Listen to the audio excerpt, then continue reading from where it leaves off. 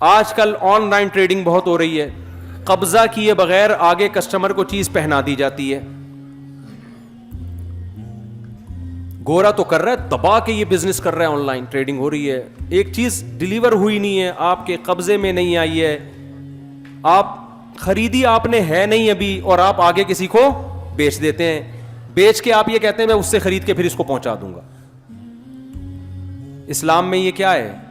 لا تبع ما لیس عندک. نبی نے حکم دیا جو چیز ابھی تمہارے پاس نہیں ہے, یعنی تمہارے قبضے میں نہیں ہے, ملکیت تو دور کی بات, بعض دفعہ ملکیت آ جاتی ہے, ہینڈ اوور نہیں ہوتی, وہ صرف ملکیت کا, صرف پلاٹوں میں جائیداد میں ایسا ہے کہ قبضے کے بغیر بھی بیچ سکتے ہیں آپ.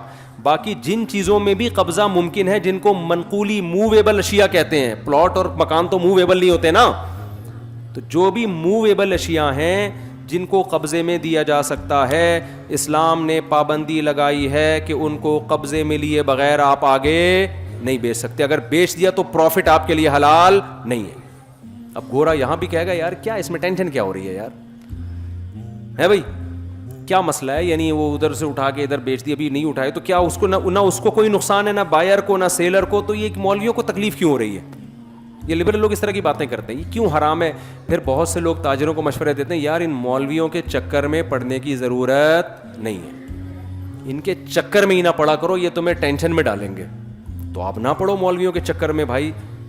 اگر آپ قیامت کے دن اللہ کے عذاب سے بچ سکتے ہو تو اللہ ہمیں تو کوئی تکلیف نہیں ہے, لیکن اللہ نے کیا کہا کہ جو میرے قانون کو فالو نہیں کرتے میں ان کو قیامت میں چھوڑوں گا نہیں, میں سزا دوں گا ان کو.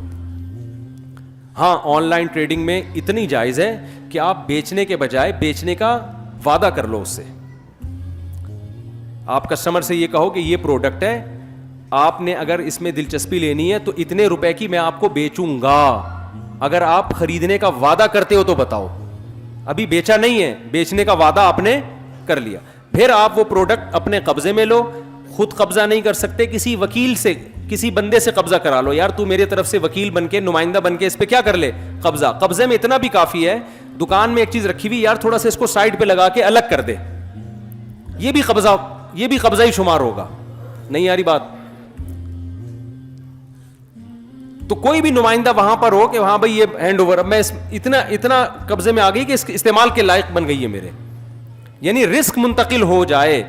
جلدی سے میں ایک سمجھا کے یوں سمجھتا ہوں, دیکھو ایک گودام میں گندم کی بوری پڑی ہوئی ہے, بہت ساری بوریاں, ایک بوری کس کی ہو گئی؟ آپ کی ہو گئی. اب گودام میں آگ لگتی ہے, آپ کا نقصان نہیں ہے, کس کا نقصان ہے؟ جس سے آپ نے خریدی ہے. کیوں؟ آپ کہو گے یار مجھے قبضے میں تھوڑی دی تھی, ابھی تک تو تمہارے قبضے میں تھی. تو اس کنڈیشن میں آ جائے کہ اب وہ گندم کی بوری ہلاک ہوتی ہے تو اس کا نہیں بلکہ کس کا نقصان ہو؟ آپ کا. اس کو کہتے ہیں رسک منتقل ہو گیا, رسک ٹرانسفر ہو گیا, اس کے رسک سے نکل کے آپ کے رسک میں آ جائے.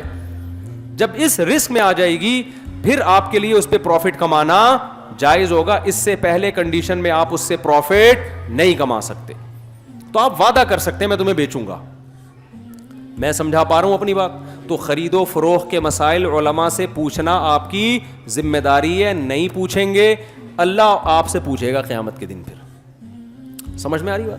وہ بھی آپ نہیں پوچھیں گے تو اللہ پوچھے گا. تو مجھے ایک چٹکلا یاد آتا ہے, ہمارے محلے میں اللہ معاف فرمائے ایک خاتون لڑکی تھی, بیچاری کو طلاق ولاق ہوئی تو وہ آؤٹ آف کنٹرول ہو گئی نا. اب وہ اس کی شادی نہیں ہو رہی تھی, تو ہمارے محلے میں ایک لڑکا تھا, وہ بھاگتا ہوا میرے پاس, یہ عجیب قسم کی لڑکی ہے, مجھے کہہ رہی ہے کہ مجھے لے کے بھاگ جاؤ, یعنی مجھ سے شادی کر لو, لے کے بھاگ جاؤ. تو میں نے کہا تم نے کیا جواب دیا؟ کہہ رہے میں نے کہا میں محترمہ میں آپ کو لے کے بھاگوں گا تو مجھے کون لے کے بھاگے گا؟ یعنی مطلب میں آپ کو تحفظ دے دوں گا تو مجھے بھی تو تحفظ چاہیے نا, میں بھی تو اپنے گھر سے بے گھر ہو جاؤں گا, مجھے بھی تو کوئی پھر لے کے بھاگے.